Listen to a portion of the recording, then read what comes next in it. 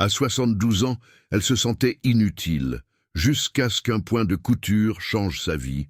Bon retour et profiter de l'histoire. La fête de départ à la retraite ressemblait davantage à des funérailles. Après 45 ans, en tant qu'infirmière pédiatrique respectée, Nathalie se tenait dans son salon, entourée de personnes venues lui souhaiter bonne chance, se sentant invisible. Ses décennies d'expertise, son toucher délicat qui avait apaisé des milliers d'enfants effrayés, sa connaissance encyclopédique des maladies infantiles, tout cela était soudainement devenu sans importance. Tandis que ses collègues portaient un toast à son repos bien mérité, elle souriait poliment tout en paniquant intérieurement. Qui était-elle sans son travail? Juste une femme vieillissante dans un monde qui valorisait la jeunesse et la productivité. Le soleil de juin inondait son salon à travers les grandes fenêtres de son appartement lyonnais, créant un contraste saisissant avec l'obscurité qu'elle ressentait. Les bouquets de fleurs ornaient chaque surface disponible, leur parfum entêtant, lui rappelant étrangement les compositions florales des veillées funèbres. Son dernier jour à l'hôpital, Édouard Herriot, s'était achevé par une cérémonie où le directeur avait énuméré ses accomplissements avec une formalité qui avait rendu l'expérience encore plus déstabilisante. À Nathalie, qui a consacré « et sa vie à nos petits patients », lança Catherine, la chef du service pédiatrique en levant son verre. « Que cette nouvelle phase de ta vie t'apporte autant de joie que tu en as donné aux autres. » Nathalie hocha la tête et força un sourire, serrant convulsivement son verre de champagne. Elle avait toujours détesté ce breuvage, mais aujourd'hui, elle le buvait à grandes gorgées, espérant que l'alcool atténuerait cette sensation d'effondrement intérieur. « Tu vas enfin pouvoir profiter de la vie », lui dit un collègue plus jeune avec un enthousiasme qui sonnait comme une insulte. Ne plus avoir d'horaire, de responsabilité, le rêve. Pour Nathalie, cela ressemblait davantage à un cauchemar. Chaque matin, depuis 4 décennies, elle s'était levée avec un objectif clair, une utilité définie. Ses mains avaient apaisé des fièvres, bandé des plaies, tenu celles de parents inquiets. Et maintenant, ces mêmes mains semblaient soudain superflues, des instruments sans partition à jouer.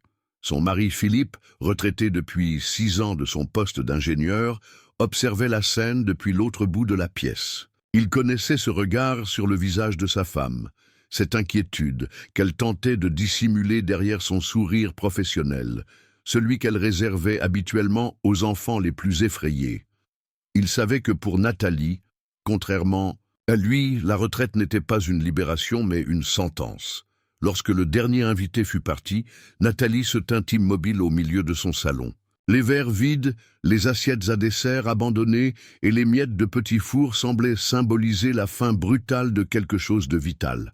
Elle commença à ranger mécaniquement, refusant l'aide de Philippe. « Tu sais, dit-il doucement, j'ai traversé la même chose, cette sensation de vide passera. Tu ne comprends pas, répondit-elle plus sèchement qu'elle ne l'aurait voulu. Ton travail était ce que tu faisais, le mien était ce que j'étais. Cette nuit-là, allongée dans l'obscurité, Nathalie fixa le plafond pendant que Philippe ronflait paisiblement à ses côtés. Demain serait le premier jour du reste de sa vie, une perspective qui, au lieu de l'exalter, la terrifiait. L'horloge digitale sur sa table de nuit affichait 3:17, un horaire qu'elle connaissait bien après des années de garde de nuit. Mais cette fois, aucune urgence ne justifiait son insomnie, aucun petit patient n'attendait ses soins. Juste le vide béant des jours sans signification qui s'étendait devant elle. Le premier mois de retraite passa dans un brouillard de télévision en journée et de tentatives peu enthousiastes de jardinage sur le petit balcon de leur appartement. Ses enfants adultes, Mathieu et Caroline, l'appelaient consciencieusement, mais étaient occupés par leur propre vie. L'un à Bordeaux, avec sa start-up technologique, l'autre à Paris, avec ses jumeaux turbulents. Philippe avait ses routines et ses passe-temps. Son club d'échecs le mardi, la pétanque avec ses amis le jeudi, ses longues promenades quotidiennes le long des berges du Rhône. Il avait trouvé son rythme dans cette nouvelle vie, adaptant son énergie et sa discipline d'ingénieur à ses loisirs avec la même méthodologie qu'il appliquait autrefois à ses projets professionnels. Nathalie, elle, errait dans son appartement comme un fantôme, touchant des objets familiers, se demandant comment elle était devenue si inutile si rapidement. Elle passait des heures à réorganiser des placards déjà ordonnés, à épousseter des surfaces déjà impeccables. Parfois, elle s'asseyait sur le balcon et observait la ville, ce Lyon qu'elle aimait tant, mais qu'elle n'avait jamais vraiment eu le temps d'explorer véritablement, toujours pressée entre son domicile et l'hôpital. Un jour, en feuilletant distraitement un magazine de santé qui traînait dans la salle d'attente de son médecin, elle tomba sur un article sur la dépression post-retraite. Les symptômes énumérés semblaient décrire avec une précision clinique ce qu'elle ressentait: perte d'identité, sentiment d'inutilité, difficulté à trouver un sens à ses journées. Elle referma brusquement le magazine. Toute sa carrière, elle avait pris soin des autres. L'idée d'être maintenant celle qui avait besoin d'aide lui était insupportable. En rentrant chez elle ce jour-là, elle entendit un cri provenant de l'appartement voisin. Sans réfléchir, elle se précipita et frappa à la porte. Pas de réponse, mais un autre gémissement se fit entendre. L'instinct professionnel prit le dessus. La porte n'était pas verrouillée. Elle entra et trouva Madame Moreau, sa voisine de 82 ans, allongée sur le sol de sa cuisine, le visage pâle et grimaçant de douleur. « Ne bougez pas !» ordonna Nathalie, retrouvant instantanément le ton calme et autoritaire qui avait rassuré un tant de petits patients et leurs parents au fil des ans. Elle évalua rapidement la situation. Pas de sang visible, mais la position de la jambe de sa voisine suggérait une possible fracture de la hanche, fréquente chez les personnes âgées. Elle appela les secours, donnant des détails précis sur l'état de Madame Moreau et sur ses antécédents médicaux, qu'elle connaissait pour avoir parfois récupéré ses médicaments à la pharmacie. En attendant l'ambulance, elle improvisa un oreiller avec un torchon plié pour soutenir la tête de sa voisine et lui parla doucement pour la maintenir consciente.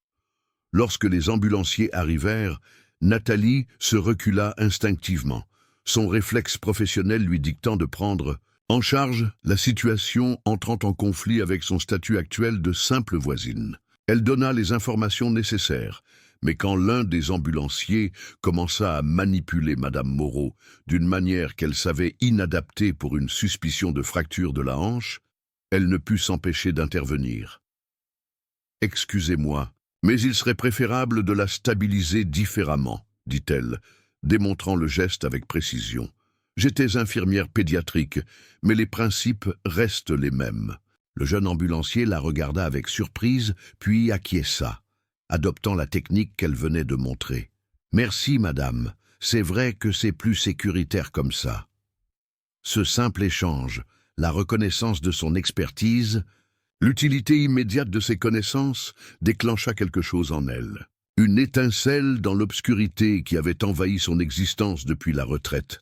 Elle accompagna Madame Moreau à l'hôpital, insistant pour rester avec elle jusqu'à ce que sa fille puisse arriver de Villeurbanne. Dans la salle d'attente, des urgences, le chaos familier, les odeurs d'antiseptiques, le balai du personnel médical, tout cela lui parut à la fois étranger et profondément familier, comme revenir dans une maison d'enfance après des décennies d'absence. Assise sur une chaise inconfortable, Nathalie remarqua une jeune mère qui luttait pour calmer un bébé en pleurs.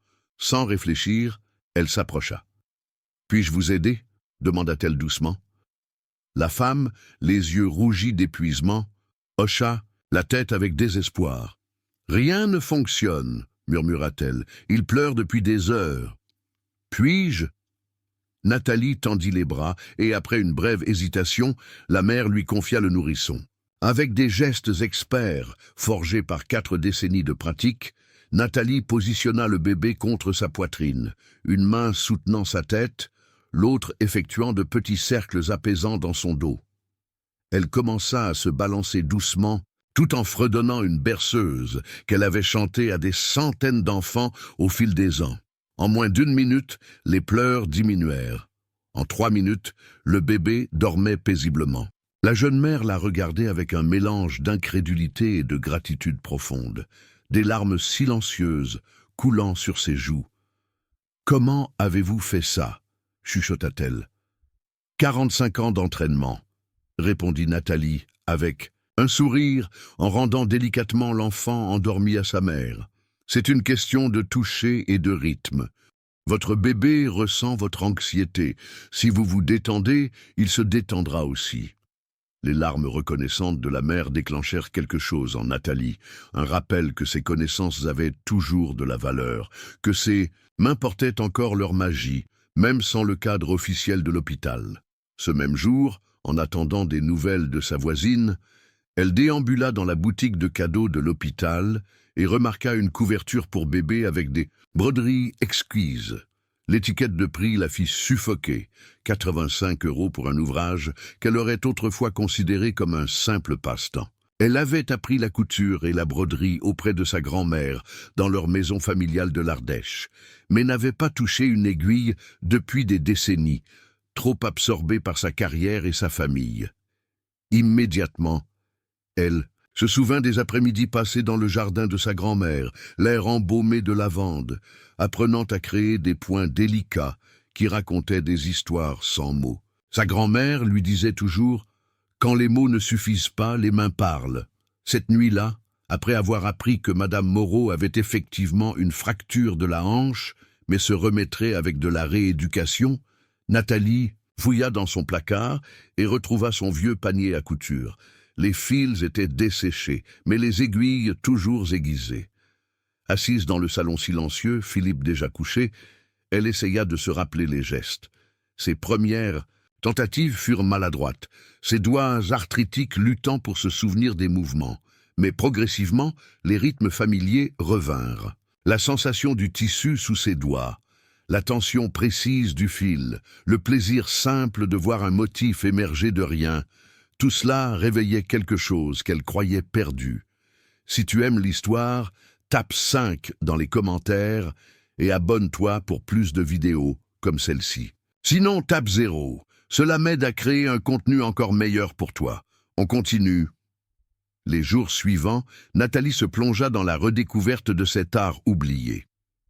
Elle fit plusieurs voyages à la mercerie du quartier, émerveillée par l'évolution des fils, des tissus et des techniques depuis l'époque où elle brodait des trousseaux avec sa grand-mère. La vendeuse, une femme d'une cinquantaine d'années nommée Élise, remarqua son intérêt et lui parla des nouvelles tendances en matière de broderie, lui montrant des magazines spécialisés et des kits pour débutants.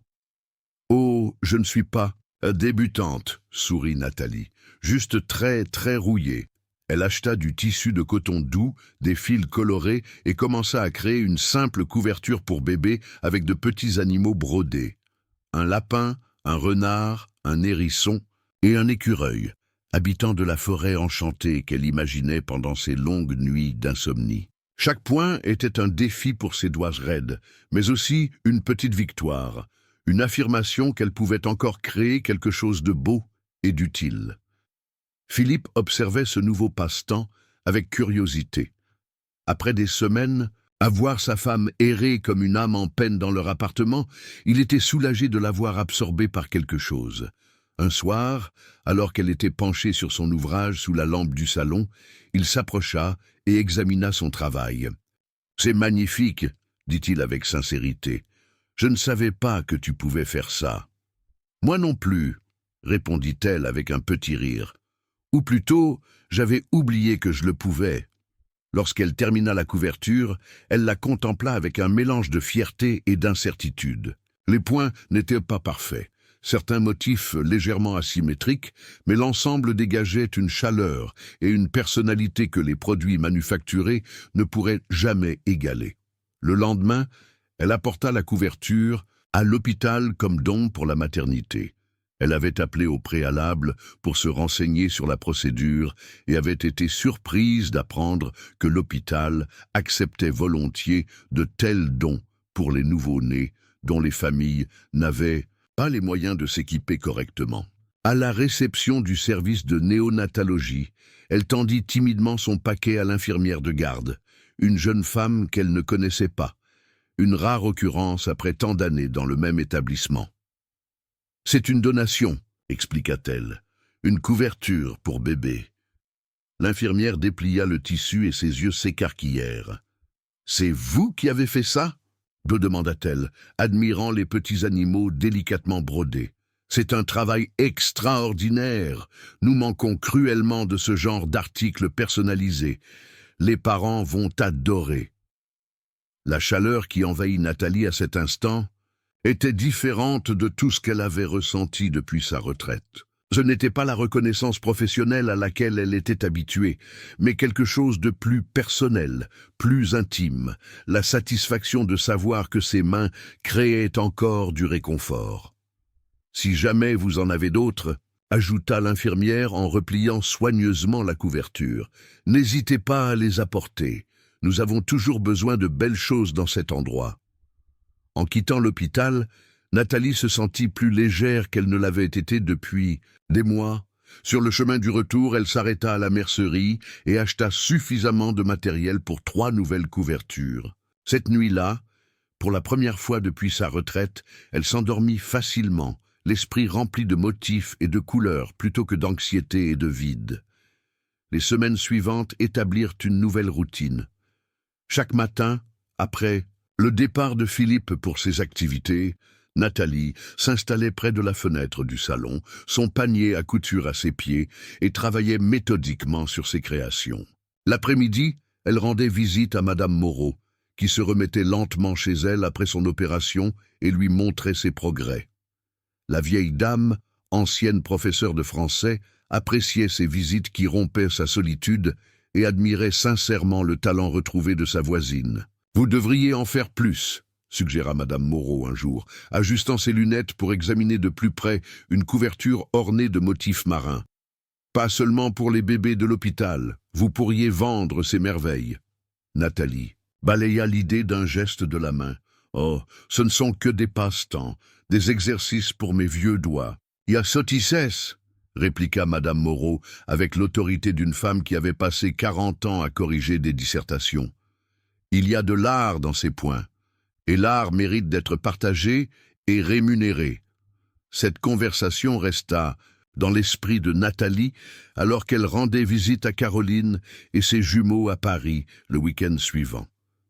Elle avait apporté 2 petites couvertures brodées pour ses petits-enfants, ornées de leurs initiales et de petites scènes parisiennes, la tour Eiffel, un bateau-mouche, un carrousel. Caroline, habituellement absorbée par son travail d'avocate d'affaires et la gestion complexe de sa maison et de ses enfants, prit le temps d'examiner attentivement les cadeaux de sa mère. « Maman, c'est incroyable !»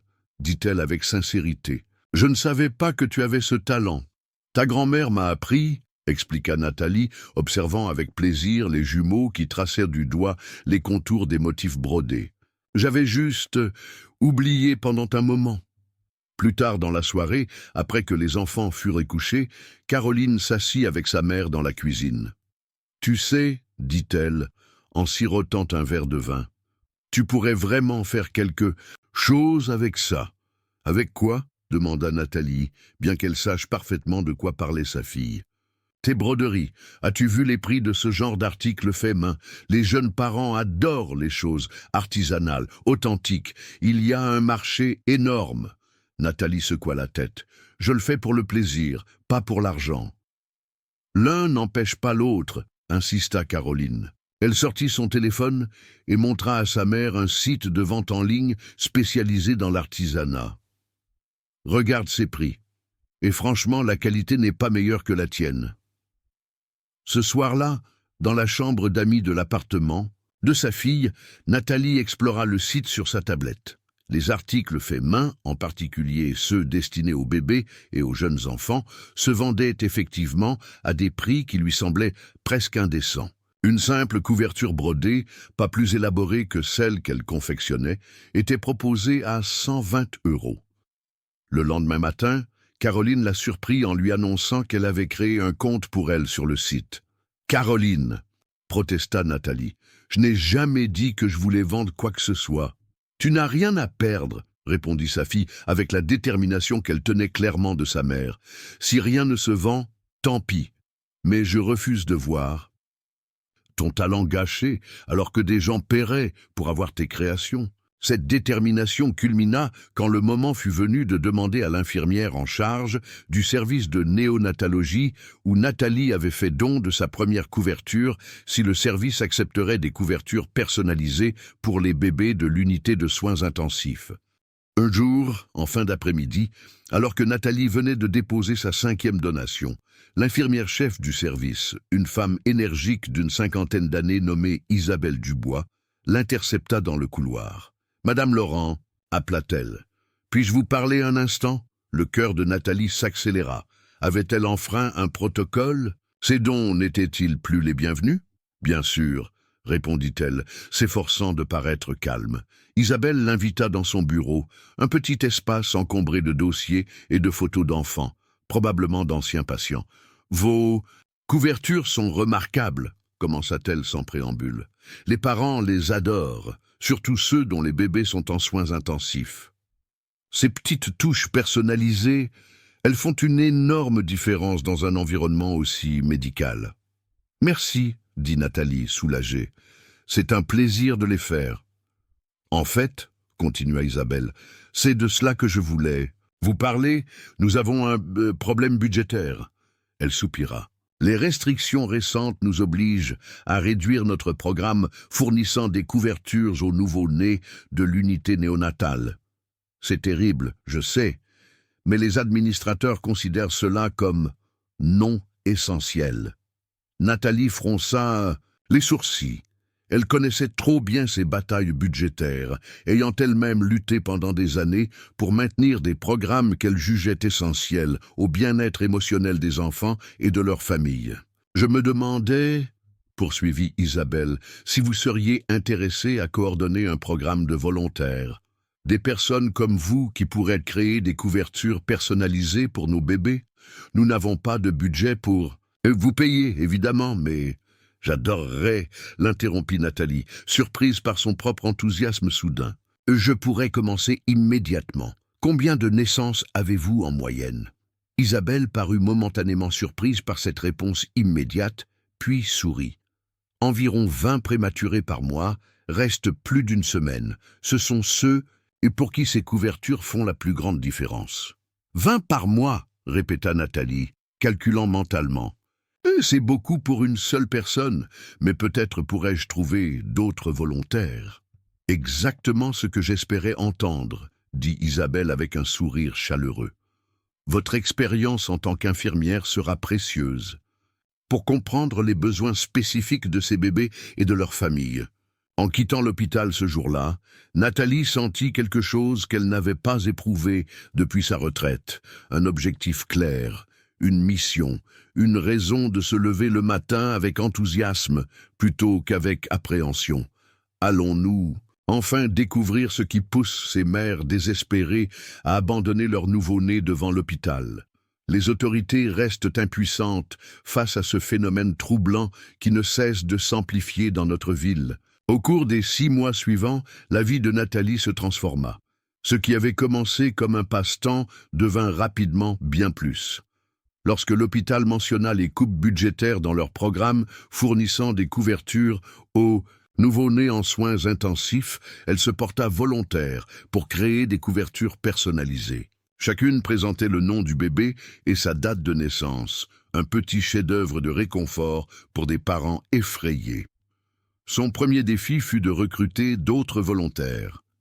Elle commença par Madame Moreau, qui s'avéra avoir des compétences exceptionnelles en crochet malgré son arthrite. Puis vinrent 2 anciennes collègues infirmières également retraitées, heureuses de trouver un moyen de rester connectées à l'hôpital. Bientôt, un petit groupe de 5 femmes se réunissait chaque mercredi après-midi dans le salon de Nathalie pour travailler ensemble sur les couvertures. « J'ai une idée », annonça un jour l'une d'elles, Marie, en attachant une petite étiquette brodée à sa création. « Et si nous ajoutions un message personnalisé pour chaque famille, quelque chose de réconfortant, d'encourageant ?» L'idée fut adoptée avec enthousiasme. Chaque couverture porterait désormais non seulement le nom et la date de naissance du bébé, mais aussi un petit message d'espoir brodé dans un coin, petit mais courageux, déjà aimé plus que les étoiles, chaque jour plus fort. Les retours des parents furent extraordinaires. Isabelle rapportait régulièrement à Nathalie combien ses couvertures personnalisées apportaient de réconfort dans des moments d'immense anxiété. Certains parents écrivaient des lettres de remerciement, joignant parfois des photos de leur bébé, maintenant en bonne santé, toujours enveloppés dans leurs couvertures spéciales. Ces couvertures deviennent des objets précieux, expliqua Isabelle. Des reliques de cette période si difficile, mais aussi des symboles de survie, d'espoir. La nouvelle se répandit.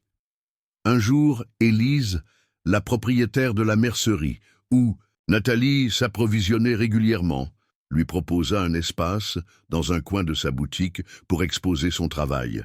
« Je reçois constamment des clients qui cherchent des cadeaux de naissance uniques, » expliqua-t-elle. « Ils seraient ravis de voir vos créations, et cela pourrait vous aider à financer votre projet pour l'hôpital. » Nathalie hésita. Vendre ses créations semblait transformer quelque chose de personnel en transaction commerciale. Mais les coûts du matériel pour les couvertures de l'hôpital augmentaient à mesure que le programme prenait de l'ampleur, et les dons des membres du groupe ne suffisaient plus. « D'accord, » acquiesça-t-elle finalement. « Mais je veux que tous les bénéfices aillent à l'achat de matériel pour les couvertures de l'hôpital. » Élise sourit. « Je m'en doutais. C'est pourquoi j'offrirai une remise spéciale sur tout le matériel que vous achèterez pour ce projet. » La petite exposition dans la mercerie attira l'attention. Les clients s'arrêtaient, admiraient, posaient des questions. Certains passaient commande pour des couvertures personnalisées destinées à des cadeaux de naissance ou de baptême. D'autres, apprenant l'histoire derrière ces créations, faisaient des dons de matériel ou offraient leur temp. Un après-midi, alors que Nathalie était venue réapprovisionner son stock de fils, elle trouva Élise en conversation animée avec une jeune femme qui observait attentivement les couvertures exposées. La jeune femme, qui se présenta comme Laurence, enseignait les arts textiles dans un centre communautaire du quartier de la Croix-Rousse, quartier historiquement lié au tissage de la soie à Lyon. « Vos créations sont magnifiques », dit Laurence, en examinant une couverture ornée de petits oiseaux colorés. « J'aimerais tant pouvoir enseigner ce niveau de finesse à mes élèves, mais la broderie traditionnelle intéresse peu les jeunes aujourd'hui. » Nathalie sourit, touchée par le compliment. « C'est dommage, il y a tant de satisfaction à créer quelque chose de ses mains. »« Exactement, » s'exclama Laurence. « C'est ce que j'essaie de leur faire comprendre. Peut-être accepteriez-vous de venir donner un cours, un atelier unique pour commencer, juste pour partager votre passion et votre technique ?» La proposition prit Nathalie au dépourvu. Enseigner ? Elle qui avait passé sa vie à soigner, à faire, mais jamais à transmettre formellement son savoir-faire. L'idée était aussi tentante qu'intimidante. « Je ne suis pas enseignante, » objecta-t-elle, « juste une amateur. »« Une amateur ?» intervint Élise avec un rire. « Regardez votre travail, Nathalie, vous êtes bien plus que cela. » Après quelques hésitations et encouragements supplémentaires, Nathalie accepta finalement de donner un atelier unique. « Mais un petit groupe, » insista-t-elle, « et des débutants pour que je ne me sente pas trop intimidée. » Le jour de l'atelier arriva plus vite qu'elle ne l'aurait souhaité. Nathalie passa des heures à préparer des échantillons, à organiser son matériel, à répéter mentalement ses explications. Philippe, amusé par son anxiété, l'aida à transporter ses fournitures jusqu'au centre communautaire. « Tu seras parfaite, » lui assura-t-il. « Tu as fait bien plus difficile dans ta vie que d'apprendre à quelques personnes à faire des points de broderie. » Le petit groupe, promis par Laurence, s'avéra être 12 personnes, majoritairement des femmes retraitées comme elle, mais aussi 2 jeunes mères et, à sa grande surprise, un homme d'une trentaine d'années qui expliqua créer des costumes pour un théâtre local. Ses premières paroles furent hésitantes, sa voix légèrement tremblante, mais dès qu'elle commença à démontrer les points de base, sa confiance revint. Ses gestes étaient inscrits dans sa chair, dans sa mémoire la plus profonde. Ses explications devinrent fluides, précises, émaillées d'anecdotes sur sa grand-mère et ses techniques d'un autre temps. Et la fin des 2 heures, ses élèves l'applaudirent spontanément. Plusieurs lui demandèrent si elle prévoyait d'autres ateliers. Laurence, rayonnante, lui proposa immédiatement un cours hebdomadaire. « J'ai rarement vu un groupe aussi captivé », lui confia-t-elle. « Vous avez un don pour l'enseignement, Nathalie. » Sur le chemin du retour, marchant aux côtés de Philippe, qui portait fièrement son panier de matériel, Nathalie sentit une émotion nouvelle l'envahir. Ce n'était pas exactement comme la satisfaction qu'elle éprouvait après avoir sauvé un enfant malade, ni tout à fait comme la fierté de voir une couverture terminée. C'était quelque chose de différent, la joie profonde d'avoir transmis une part d'elle-même, d'avoir éveillé chez d'autres cette passion qui l'avait sauvée de son désespoir post-retraite. Les mois suivants virent son petit atelier hebdomadaire s'étoffer. Ses premiers élèves, enthousiastes, en amenèrent d'autres. Bientôt, elle dut organiser 2 sessions par semaine pour accommoder tous les participants. Le bouche à oreille fonctionnait si bien que le centre communautaire reçut des demandes de personnes extérieures au quartier. Le mot se répandit. Un petit journal local vint faire un reportage sur cette infirmière à la retraite qui avait trouvé une seconde vocation. L'article, illustré de photos de ses créations et de son atelier animé, décrivait avec émotion comment elle avait transformé ce qui aurait pu être une retraite solitaire en une nouvelle forme de soins communautaires. Ses premiers étudiants étaient d'autres retraités, mais bientôt des femmes plus jeunes rejoignirent le groupe, cherchant à renouer avec des traditions que leur propre grand-mère avait pratiquées.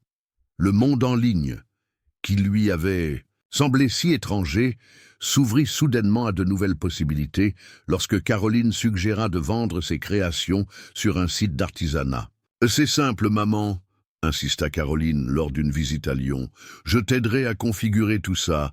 Tu n'auras qu'à prendre des photos de tes créations et nous les mettrons en ligne. » Les premières commandes arrivèrent timidement, puis affluèrent. Des acheteurs du monde entier, des États-Unis, du Japon, d'Australie, découvraient son travail et l'appréciaient suffisamment pour payer le prix qu'elle avait fixé avec réticence, persuadée qu'il était trop élevé. « C'est de l'art, maman », répétait Caroline chaque fois que Nathalie s'étonnait qu'on puisse dépenser autant pour ses créations. Les gens paient pour l'unicité, l'authenticité, l'histoire derrière l'objet. La demande devint telle qu'elle ne pouvait plus gérer seule. Elle recruta certains de ses meilleurs élèves, créant un petit collectif de brodeurs qui partageaient techniques et commandes. Ils se réunissaient 2 fois par semaine dans une salle prêtée par le centre communautaire, transformant l'espace en un atelier bourdonnant d'activité et de créativité. Philippe, initialement amusé par cette nouvelle passion, se retrouva enrôlé pour aider à l'emballage et à l'expédition. Pour la première fois de leur mariage, ils étaient de véritables partenaires dans une entreprise commune. Leur relation, qui s'était installée dans une indifférence confortable, se raviva avec un nouveau respect et un objectif partagé. Un soir, alors qu'ils travaillaient ensemble à préparer une importante expédition pour la boutique d'un musée d'art textile qui avait découvert leur création via Internet, Philippe s'arrêta soudainement et observa sa femme avec un sourire. « Qu'y a-t-il » demanda Nathalie, levant les yeux de l'étiquette qu'elle rédigeait. « Je me disais juste, tu as complètement fleuri ces derniers mois, dit-il doucement. C'est comme si je redécouvrais la femme que j'ai épousée il y a 40 ans. Cette passion, cette énergie.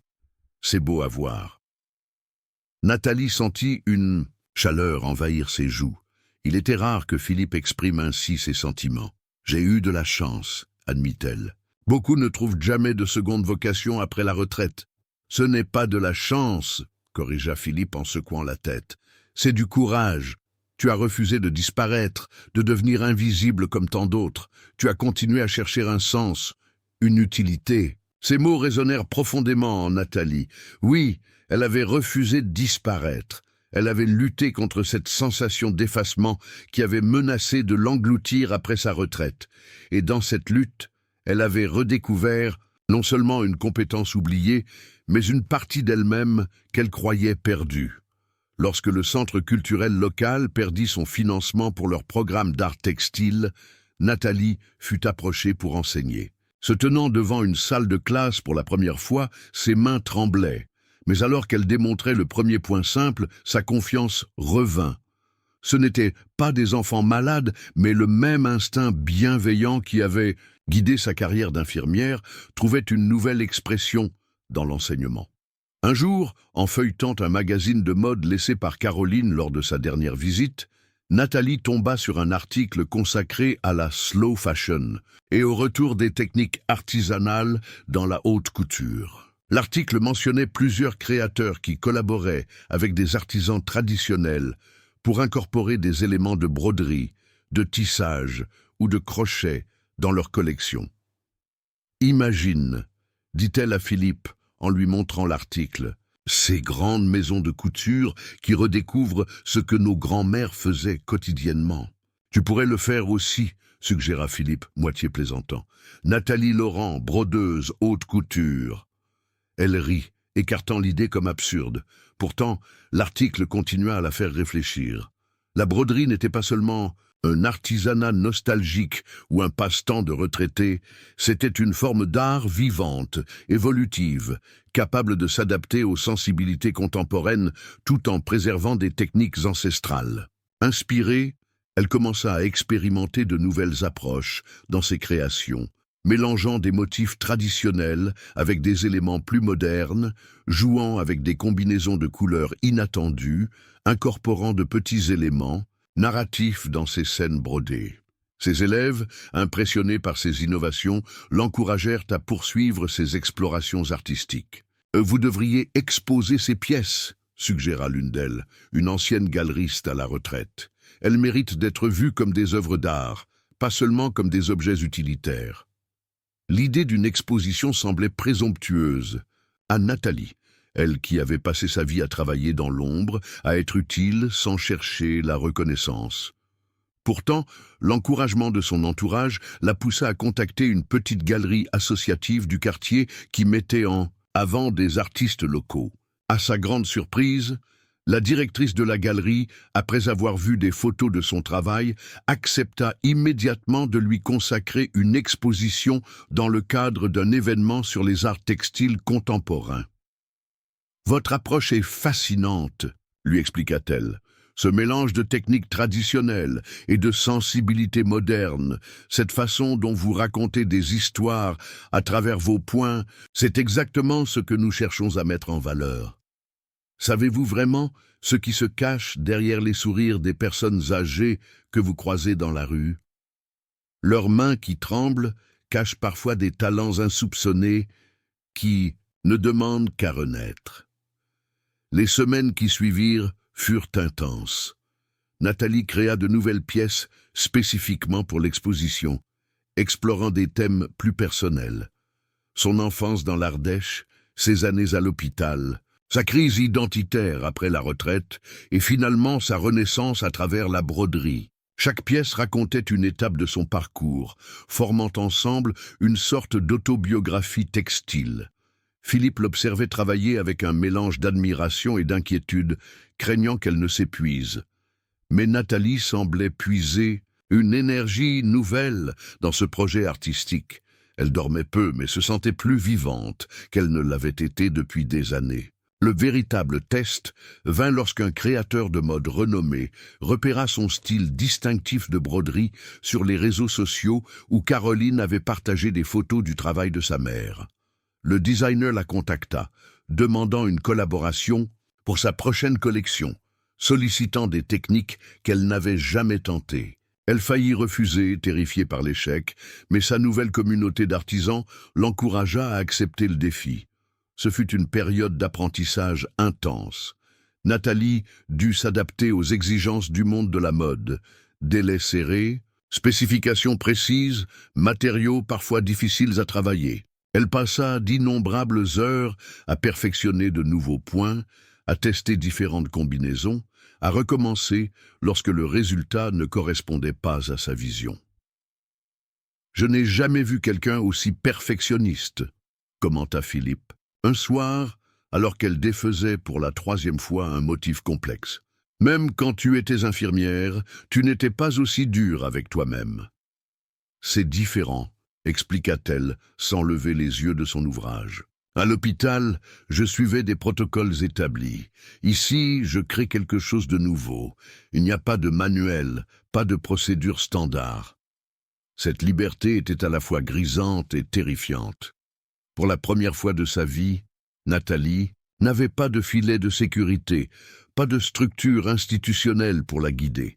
Elle naviguait en territoire inconnu, traçant son propre chemin à chaque point. Le défilé de mode présentant son travail de broderie coïncida avec son 73e anniversaire. Voir ces délicats points, ornés des vêtements haute couture qui défilaient sur le podium, lui arracha des larmes. La reconnaissance publique du créateur pour sa contribution mena à un article dans un magazine national. L'âge d'or de Nathalie. Laurent titrait le magazine, racontant comment cette infirmière à la retraite avait trouvé une seconde vie artistique. L'article, illustré de photos de ses créations les plus spectaculaires, décrivait son parcours comme inspirant et révolutionnaire. « Je déteste ce titre », confia Nathalie à Philippe après avoir lu l'article. L'âge d'or, comme « Ici ces années étaient mes dernières, comme si j'étais sur le déclin. » Au contraire, répondit-il en posant une main sur la sienne. L'or est le plus précieux des métaux, celui qui survit au temps sans s'altérer. C'est un compliment. Alors que sa petite entreprise grandissait, elle dut faire face à des décisions difficiles. Une marque de luxe proposa d'acheter ses designs en exclusivité, promettant une sécurité financière, mais exigeant qu'elle abandonne ses cours communautaires et ses dons à l'hôpital. Après des nuits blanches, elle déclina, choisissant de protéger les connexions et le but qu'elle avait découvert. « Êtes-vous sûr ?» demanda son agent, un jeune homme que Caroline avait engagé pour l'aider à gérer les aspects commerciaux de son activité croissante. « C'est une offre extraordinaire. Vous pourriez prendre votre retraite confortablement. Enfin, votre vraie retraite. » « Je sors tout juste d'une retraite, » répondit Nathalie avec un sourire. « La dernière chose que je souhaite, c'est d'y retourner. » Sa décision, bien que financièrement discutable, s'avéra judicieuse sur le plan humain. Les contacts qu'elle avait noués dans sa communauté, les élèves qu'elle avait formés, les patients qu'elle continuait d'aider indirectement à travers ses dons, tout cela constituait un réseau de relations significatives qu'aucun contrat exclusif ne pouvait remplacer. Une alliance inattendue se forma lorsqu'elle découvrit un foyer d'accueil hébergeant plusieurs femmes immigrées aux compétences extraordinaires en couture, provenant de leur pays d'origine, mais sans déboucher pour leur talent. Elle organisa des ateliers où elles pouvaient enseigner leurs techniques traditionnelles, créant un échange culturel qui enrichissait tout le monde. Amina, une réfugiée syrienne qui avait été maîtresse brodeuse à Damas, devint particulièrement proche de Nathalie, malgré la barrière de la langue. Amina parlait peu français et Nathalie pas du tout arabe. Elles développèrent une communication basée sur les gestes, les points, les couleurs. Ensemble, elles créèrent des pièces qui fusionnaient les traditions européennes et moyen-orientales, donnant naissance à un style unique qui attira l'attention des collectionneurs d'art textile. « Ce que vous faites avec ces femmes est remarquable », commenta un jour Laurence, qui suivait avec admiration l'évolution du projet. « Vous ne leur donnez pas seulement une opportunité économique, vous préservez des techniques qui risquent de disparaître à cause des conflits dans leur pays d'origine. » Nathalie n'avait jamais considéré son travail sous cet angle. Pour elle, il s'agissait simplement de reconnaître et valoriser le talent partout où il se trouvait, indépendamment des circonstances. N'était-ce pas ce qu'elle avait souhaité? Pour elle-même, après sa retraite, être reconnue non pour son âge ou sa situation, mais pour ce qu'elle pouvait encore offrir au monde. Son plus grand défi survint lorsque l'arthrite menaça de mettre fin à sa carrière de brodeuse. La douleur devint insupportable et les traitements médicaux n'offraient qu'un soulagement limité. Plutôt que de s'abandonner au désespoir, elle s'adapta, expérimentant différents outils et techniques. Elle conçut des porte-aiguilles ergonomiques qui permettaient aux artisans souffrant de problèmes de dextérité de continuer leur art. Ce fut durant cette période difficile que Philippe démontra sa plus grande dévotion. Voyant sa femme lutter contre la douleur, il contacta des artisans, des ergothérapeutes, même des ingénieurs pour trouver des solutions. Ensemble, ils expérimentèrent divers prototypes jusqu'à trouver un design qui réduisait significativement la tension sur les articulations de Nathalie. « Tu n'étais pas obligé de faire tout ça », lui dit-elle, émue par ses efforts. « Bien sûr que si, répondit-il simplement. Tu as trouvé ta passion. Je ne supporterai pas de te voir l'abandonner à cause de quelque chose d'aussi injuste. » Oh, que l'arthrite! Cette collaboration renforça leur relation d'une façon qu'aucun d'eux n'aurait pu imaginer. Philippe, l'ingénieur retraité, trouvait une nouvelle application à ses compétences en aidant Nathalie à surmonter ses limitations physiques. Pour la première fois, ils créaient véritablement ensemble, unissant leurs talents distincts vers un objectif commun. Alors que le mot se répandait sur ces outils adaptatifs, elle reçut des lettres d'artisans du monde entier qui avaient abandonné des passe-temps bien aimés en raison de limitations physiques. Travaillant avec un étudiant en ingénierie du centre communautaire, elle affina ses designs et les rendit librement disponibles en ligne. « Pourquoi ne pas breveter ces designs ?» demanda Caroline, toujours pragmatique. « Ils pourraient représenter une source de revenus importante. » Parce que la douleur ne devrait pas être une barrière à la créativité, répondit simplement Nathalie. Si mes designs peuvent aider d'autres personnes à continuer ce qu'elles aiment, ils doivent être accessibles à tous. Cette philosophie de partage ouvert attira l'attention au-delà du monde de l'artisanat textile. Un magazine de santé publia un article sur son approche, soulignant comment sa double perspective d'infirmière et d'artiste lui permettait de comprendre à la fois les aspects médicaux et émotionnels des limitations physiques liées à l'âge ou à la maladie. Nathalie Laurent ne se contente pas de créer de beaux objets, écrivait le journaliste. Elle redéfinit ce que signifie vieillir avec créativité et détermination, refusant de laisser les limitations physiques dicter les limites de sa passion. Cette publicité inattendue conduisit à une invitation qui semblait impossible, prononcer le discours d'ouverture lors d'une conférence nationale sur les arts textiles. La femme qui s'était autrefois sentie invisible se retrouvait maintenant à parler devant des centaines de personnes de la redécouverte d'un but dans la vie. Avez-vous déjà connu une personne qui a complètement réinventé sa vie après un âge avancé? Ou peut-être avez-vous vous-même trouvé une passion insoupçonnée qui a transformé votre existence? Partagez votre expérience dans les commentaires. Se tenir devant l'auditoire rempli de la conférence nationale sur les arts textiles était une expérience surréaliste pour Nathalie.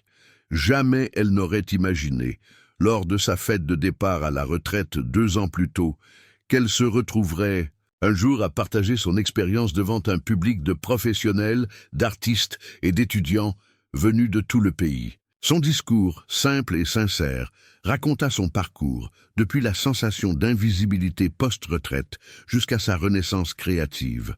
Elle parla des défis spécifiques auxquels font face les personnes âgées dans une société qui valorise la productivité économique au détriment d'autres formes de contribution. Elle évoqua l'importance de maintenir un réseau social et un sentiment d'utilité, quelle que soit l'étape de la vie. La retraite n'est pas une fin, conclut-elle, mais une transformation. Nos mains peuvent apprendre de nouveaux gestes, nos esprits de nouvelles compétences. L'âge n'est pas un obstacle à la créativité, il peut même l'enrichir de la sagesse et de la patience acquises au fil des années. Lorsqu'elle termina son discours, le silence régna pendant quelques secondes avant qu'un tonnerre d'applaudissements n'envahisse la salle. Des personnes de tous âges se levèrent pour lui offrir une standing ovation qui dura plusieurs minutes. En regardant la foule, des jeunes femmes serrant des carnets, des femmes plus âgées hochant la tête en reconnaissance de leur parcours commun, elle réalisa qu'elle n'avait jamais été inutile. Elle avait simplement eu besoin d'enfiler une aiguille différente. Ses compétences, sa patience, sa capacité à enseigner et à guérir, elles n'étaient pas confinées à un hôpital ou à une carrière spécifique. Elles étaient tissées dans la trame de qui elle était, et elle resterait précieuse jusqu'à son dernier point. Lors du dernier jour de la conférence, Elle dévoila son projet le plus ambitieux à ce jour. Une immense courte pointe collaborative présentant le travail de brodeurs âgés de 8 à 96 ans. Chaque carré racontait une histoire, et ensemble, ils créaient une tapisserie de connexion intergénérationnelle. Le projet avait débuté modestement, avec les élèves de ses cours communautaires. Puis il s'était étendu pour inclure les femmes du foyer d'accueil, des patients de l'hôpital en convalescence, des enfants d'écoles locales, et finalement, via Internet, des contributeurs du monde entier. Chaque participant avait brodé un carré représentant un moment transformateur de sa vie. « Regardez bien cette œuvre », invita Nathalie, alors que le public s'approchait pour examiner la courte pointe monumentale. Chaque point raconte une histoire de résilience, de transformation, de connexion humaine. C'est une célébration non seulement de l'art textile, mais de notre capacité commune à nous réinventer à tout âge. La standing ovation dura plusieurs minutes. Des larmes coulaient sur de nombreux visages, y compris celui de Philippe qui, pour la première fois, voyait sa femme pleinement reconnue pour ses talents uniques. À la réception qui suivit, Nathalie fut approchée par d'innombrables personnes souhaitant partager leur propre histoire de renaissance tardive ou cherchant conseil pour trouver un nouveau sens à leur retraite. Elle écouta chacune avec attention, reconnaissant dans leur récit ses propres peurs et espoirs. Une jeune femme, qui s'avéra être la directrice d'un important musée d'art textile, s'approcha avec une proposition inattendue.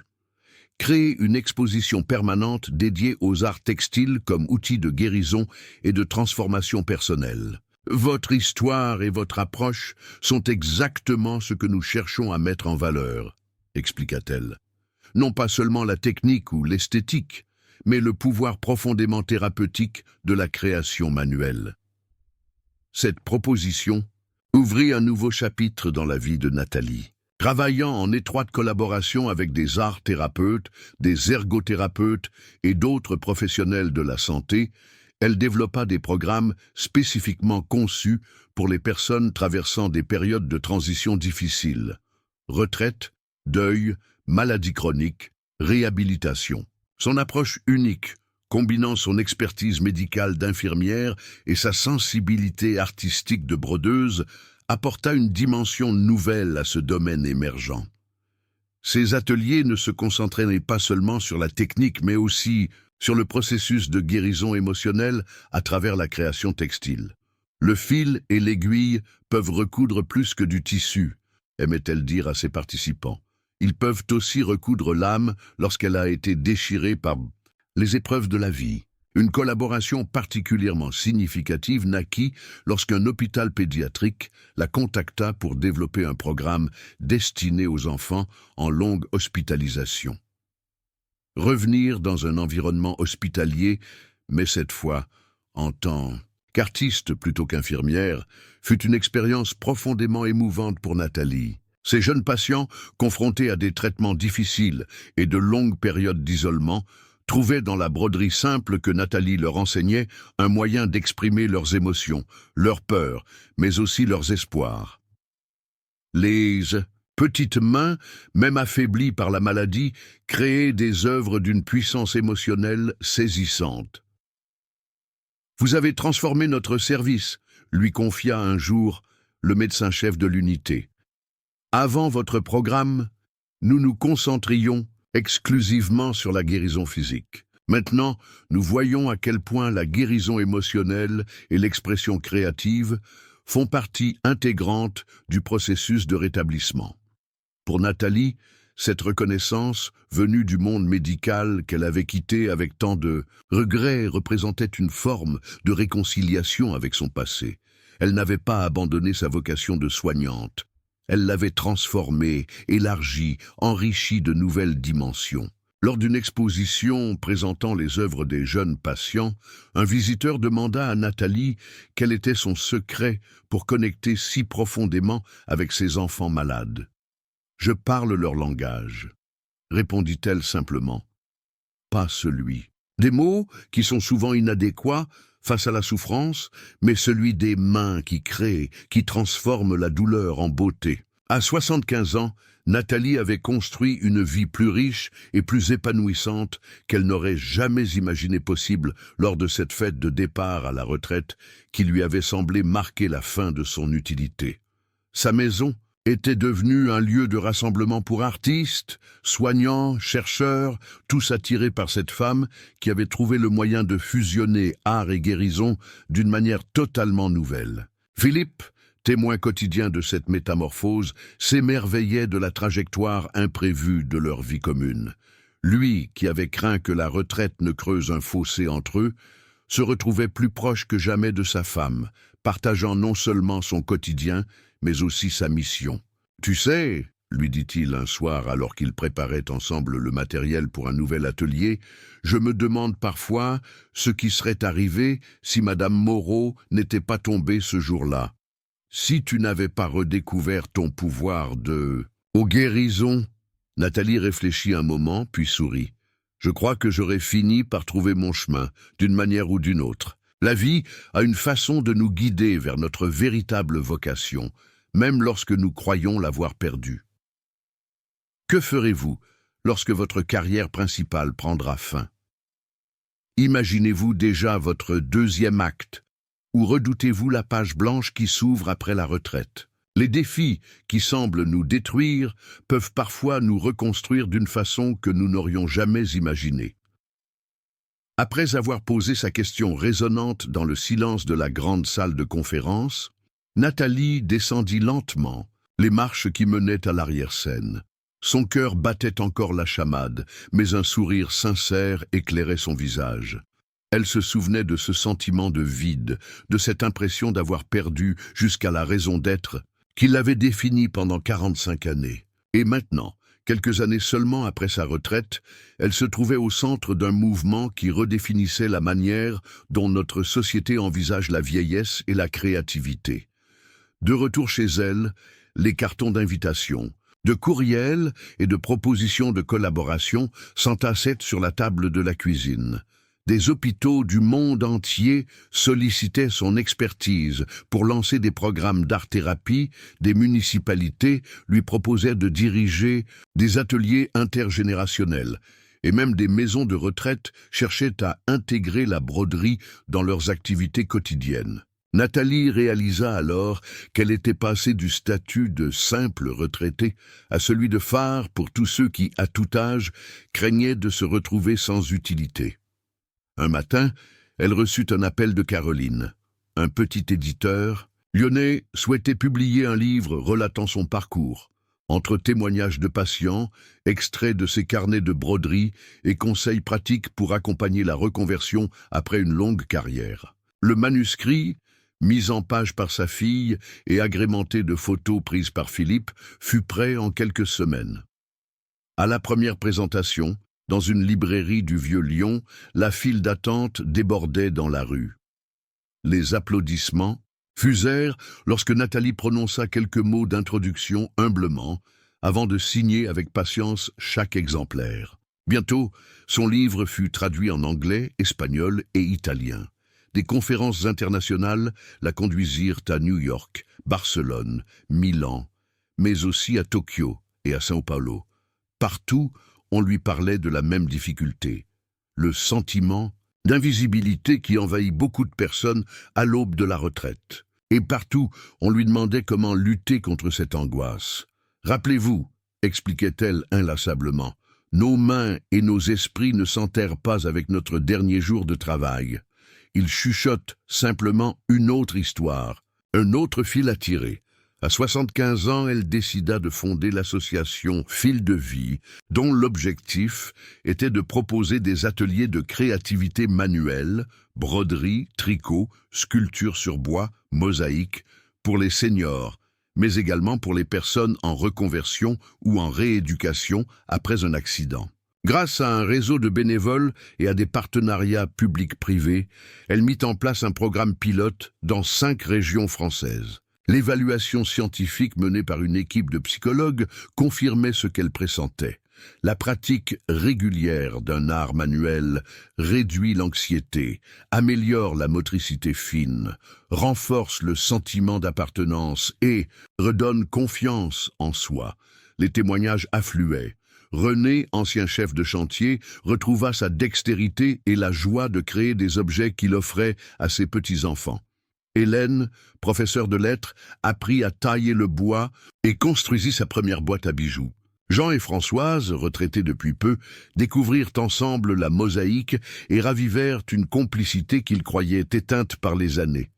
Chaque histoire rejoignait celle de Nathalie, un point de couture, une étincelle de vie. Pour célébrer la première année de Fil de vie, l'association organisa une grande exposition itinérante. À Lyon, Marseille, Toulouse, Lille et Strasbourg, les œuvres des participants, courte-pointe collective, sculptures, bijoux, peintures, furent accrochées dans des lieux publics, de la mairie aux maisons de quartier. L'exposition s'intitulait simplement « Renaissance », sans titre pompeux, afin de laisser les visiteurs entrer en résonance avec chaque création. Devant chaque panneau explicatif, les curieux lisaient des récits de personnes qui, après un âge avancé, avaient trouvé un nouveau souffle. Malgré son emploi du temps chargé, Nathalie prenait soin de préserver des moments pour elle, de longues promenades dans la campagne ardéchoise où elle avait passé son enfance, des soirées passées à rêver devant le feu de bois, une tasse de tisane à la main, l'esprit apaisé. Ces instants de recueillement étaient pour elle autant de rappels que la vie ne se résume pas à l'action. Parfois, elle se surprenait à observer les nuages, à écouter le vent dans les arbres et à sentir la texture du papier sous ses doigts lorsqu'elle griffonnait de nouvelles idées. Les difficultés ne disparurent pas pour autant. L'arthrite continuait de progresser par vagues, lui volant parfois l'usage de ses doigts pendant plusieurs jours. À chaque fois, elle devait réapprendre à adapter sa technique, à trouver des outils un peu plus ergonomiques, à faire preuve de patience envers ses mains qui semblaient oublier leur savoir-faire. Mais c'était précisément cette lutte, cette capacité à s'ajuster, qui nourrissait sa conviction. L'art n'est pas une performance sans faute, mais un cheminement où chaque obstacle enrichit le geste. Un jour, la courte pointe géante, initiée lors de sa conférence nationale, refit surface sous une forme inédite. Un groupe d'enseignants l'avait reproduite, carré par carré, dans chaque classe d'un collège professionnel. Les élèves, dont certains vivaient des situations familiales difficiles, avaient brodé leurs propres fragments, exprimant tristesse, espoir, colère, rêve. Au printemps suivant, la courte pointe reconsolidée fut exposée au ministère de l'Éducation nationale, témoignant du pouvoir fédérateur de la créativité. À presque 80 ans, Nathalie reçut la Légion d'honneur pour son action sociale et culturelle. Lors de la cérémonie aux Invalides, elle posa un regard ému sur ses petits-enfants, Caroline épaulée par ses jumeaux et Mathieu entouré de son équipe de start-up lyonnaise. Elle sentit la portée du message. Qu'elle portait, il n'y a pas d'âge pour redéfinir sa place dans le monde, pour transmettre son expérience, pour rester vivant dans le cœur des autres. En reculant quelques pas, elle aperçut dans l'assemblée quelques visages familiers. Madame Moreau, en fauteuil, tenant la main d'Amina, la brodeuse syrienne, Élise, la mercerie, soutenue par 2 de ses clientes devenues amies, plusieurs élèves de son atelier, fiers de voir leur mentor honoré. L'émotion monta en elle, non pas comme une fierté vaniteuse, mais comme un sentiment profond d'appartenance à une communauté grandissante, tissée autour d'un même fil, celui de la résilience créative. Lorsque la médaille fut posée sur son veston, une infirmière de néonatologie s'approcha discrètement et glissa dans sa poche un petit ruban brodé, à l'infinie gratitude. Ce geste simple, né d'une affection silencieuse, résuma tout ce qu'elle avait accompli. Elle comprit que son point de couture inaugural, ce jour où elle avait improvisé un coussin de fortune pour soutenir la tête de Madame Moreau, n'était que le début d'une aventure bien plus vaste que le simple soulagement d'une douleur physique. C'était le premier point sur la toile de sa seconde vie. De retour à la maison, entourée de ses boîtes de fils, de ses cahiers couverts de croquis, elle prit une profonde inspiration. Le temps n'annonçait pas sa fin, mais son renouvellement perpétuel. Elle ouvrit son ordinateur pour répondre à des messages d'universitaires intéressés par son programme de broderie thérapeutique. Puis ouvrit son carnet à côté pour griffonner quelques idées de nouveaux ateliers. Dans la marge, elle nota une simple phrase. Jamais. Trop tard. Le lendemain, elle prépara son sac pour aller animer un atelier dans un centre pour réfugiés. L'idée de transmettre à ceux qui avaient connu la désolation de la guerre les ressources de la création manuelle lui paraissait essentielle. Les gestes, les fils et les textures pouvaient panser non seulement les corps mais aussi les âmes meurtries.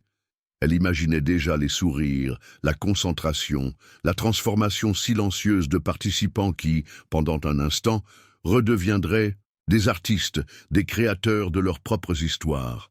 Avant de partir, elle s'arrêta devant le miroir.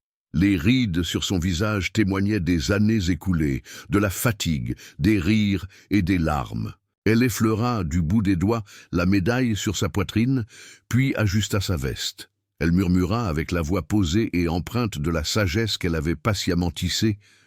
La retraite n'est qu'un point de rupture. La vie continue, de déployer ses fils, et chacun de nous peut choisir de les suivre vers de nouvelles créations. Alors, en franchissant le pas de sa porte, elle emportait avec elle non seulement son savoir-faire, mais cette conviction inébranlable qu'il y a toujours une aiguille prête à guider nos mains vers un futur que nous n'aurions jamais osé imaginer. Félicitations! Tape 9 dans les commentaires pour me montrer que tu es resté jusqu'à la fin avec moi. Merci d'avoir regardé, et à demain pour une nouvelle histoire sur cette même chaîne.